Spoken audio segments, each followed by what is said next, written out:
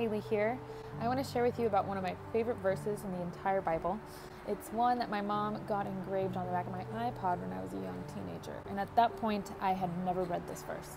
Once I read it, I fell in love with it, and as I grew more and more in my faith, it became very significant to me. Now, this passage comes out of the book of Hebrews, which was a letter anonymously written to believers in a time of great trial and persecution. My favorite verse actually comes out of chapter 12, verse 1.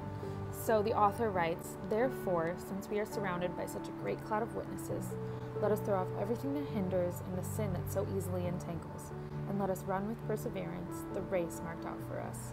The author of Hebrews uses this imagery of a race that is being run to help represent what our spiritual life looks like. And if you've ever done any long distance running, you know that it takes a lot of discipline and training to accomplish such a difficult thing. We're also encouraged to throw off everything that hinders and the sin that so easily entangles. Imagine trying to run this long race with a backpack full of rocks or chains stuck to your ankles. We wouldn't get very far, and we definitely would not be able to run this race with perseverance.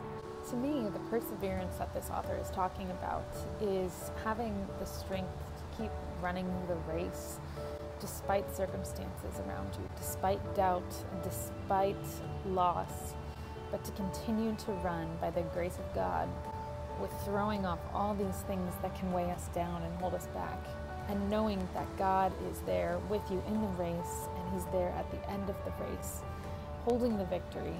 God wants you to be able to run this race with endurance, with strength, and it's by Him, through Him, and for Him we are able to do that.